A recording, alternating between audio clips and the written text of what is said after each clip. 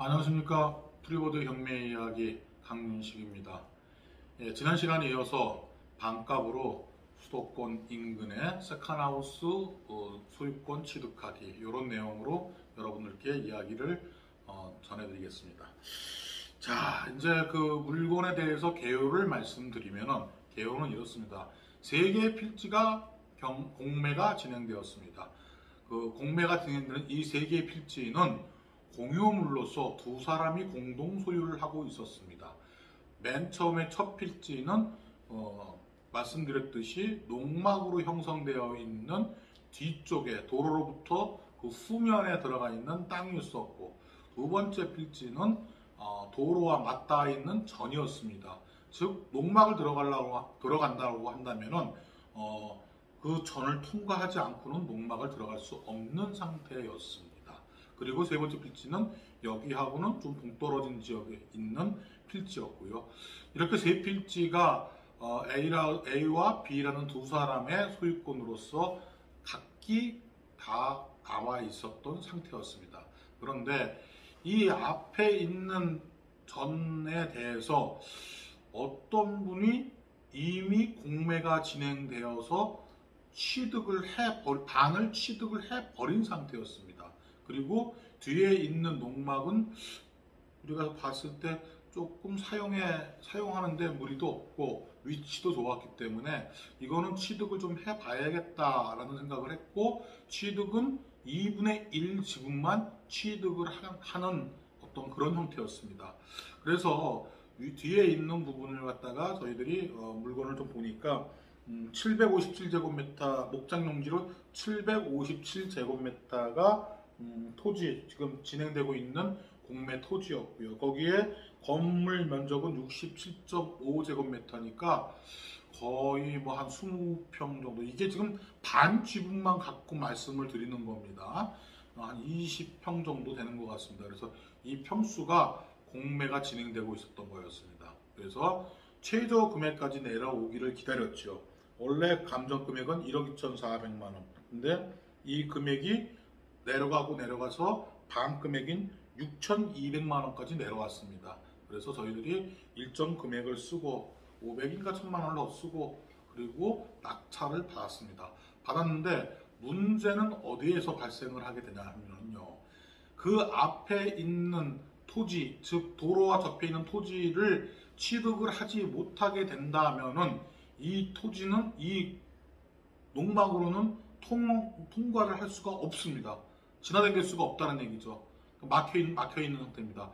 보통 이럴 때 우리는 뭐 주의 토지 통행권이라 해서 토지로 통과할 수 있는 어떤 통로를 열어달라라고 해서 조금 요구를 할 수는 있습니다만은 그것은 좀 여러 가지로 불편한 상황이 되고, 대부분들은 이럴 경우에 이 토지에 대해서 서로 협의를 해서 매도하고 매수하면서 그 길을 열어주게끔 그렇게 일을 처리하고 있죠.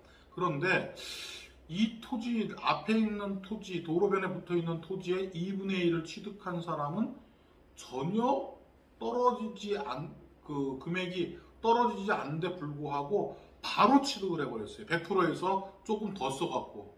무슨 얘기냐 하면은 뒤에 진행되고 있는 농막이 만약에 누구에겐가 낙찰이 된다 그러면 그 사람을 향해서 내 토지를 고가에 매도치겠다는 생각을 한 겁니다. 그러면 어떻게 해야 되겠습니까? 지금 여기 있는 토지, 여기 있는 반의 토지에 대해서는 죽기 살기로 무조건 이거는 취득을 해야 되는 상황이 벌어진 거고요. 또 공유자 우선 매수를 해서 뒤에 있는 농막도 마저 2분의 1 지분을 취득해야 하는 절대절명의 위기가 온 겁니다. 그래서 기다렸지요. 왜 이것을 맨 처음부터 취득을 했냐면 등기부등본을 들여다보면은요, 지금 공매가 진행된 사람 거 외에 공매가 진행되지 않고 있는 나머지 2분의 1 지분권자의 부동산도 상당히 위험한 상황에 처해 있다는 것이 등기부등본으로 확인이 되었습니다. 많은 부채를 안고 있었고 압류도 들어와 있었고, 그래서 곧 공매가 진행될 거라는 생각을 했죠. 그래서 일단은 급한 마음에 뒤에 있는 농막의 2분의 1 지분은 경매가 진행되면은 공유자 우선 매수 신고를 해서 그냥 바로 받아오면 되기 때문에 별 문제가 안 됐는데, 앞에 도로와 접해져 있는, 지금 그걸 확보하지 못한다면은 맹지로서 상당히 불편하게 생활을 해야 될 그럴 상황이라서 그 부분을 취득을 좀 해야 될 상황이라서 그 2분의 1 지분을 갖고 있는 사람을 만나기로 했습니다. 그래서 일산 모 커피숍에서 이제 만났죠.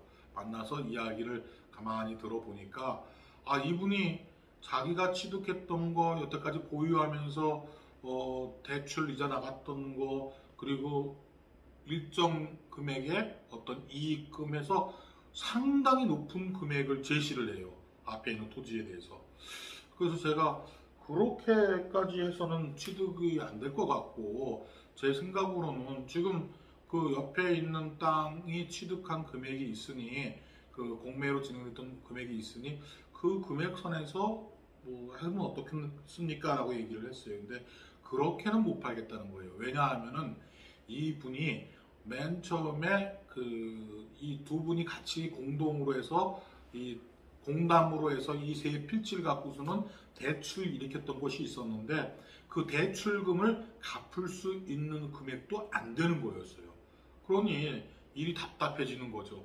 저희는 취득을 못했고, 향후 지금의 재정 상태로 봤을 때에는 이분의 재산도 곧 공매가 진행될 것 같고, 그렇게 해서 앞에 뒤에 있는 농막은 공유자 우선 매수로 취득을 해 오면 되는데, 앞에 있는 토지는 정말로 누가 갖고 갈지 모르는 거예요. 그래도 어느 날 뒤에 있는 농막의 2분의 1 지분과 앞에 있는 토지가 경매에 나왔습니다. 물론 물건번호는 달리 나왔죠. 그래서 뒤에 있는 그 농막은 사실상 공유자 우선 매수 신고라는 제도가 있기 때문에 누가 낙찰 받더라도 바로 받아올 수 있기 때문에 그냥 여러 번 떨어지기만을 기다렸습니다. 그런데 이게 80%에서, 지난번에 반쪽을 갖다가 공매를 받았을 때는 우리가 2분의 1 가격으로 받았는데 80% 수준에서 낙찰이 되는 거였습니다. 80%, 64%였던 것 같습니다. 64%의 낙찰이 돼서 얼른 나가갖고 공유자 우선 매수하겠습니다. 그래서 간신히 뒤에 있는 농막은 전체 부지를 다 취득을 했습니다. 그러고 나서 이제 앞에 2분의 1 지분의 땅에 대해서 취득을 해야겠는데, 이 2분의 1 지분은 꼭 필요한 지분이었습니다. 그래서 딱 낙찰 처음 100%일 때 딱 가서 100%를 썼습니다. 그런데 이게 100%를 썼는데 불구하고 어떤 분이 다시 105%를 쓰고 이걸 낙찰을 받아버렸습니다. 우리는 생각을 했습니다. 아니, 이렇게까지 낙찰을 받아올 사람이라면은 이 사람은 분명히 반 지분을 갖고 있는 사람이 공유자 우선 매수를 하기 위해서 준비를 하지 않았을까? 아니면 다른 사람이 받았을까? 뭐 이런 식의 여러 가지 시나리오를 생각하면서 100%를 쓰고 들어갔는데, 아주 엉뚱하게 다른 사람이 낙찰을 받아버린 겁니다. 그러니 뒤에 있는 농막은 완전히 맹지가 되어버린 거죠. 들어갈 수 있는 통로가 없고 차량이 진입을 할 수가 없게끔 되어 있습니다. 참 힘든 일이 벌어지게 됐죠. 자, 그래서 그 다음 편으로 또 넘어가서 말씀을 드리겠습니다.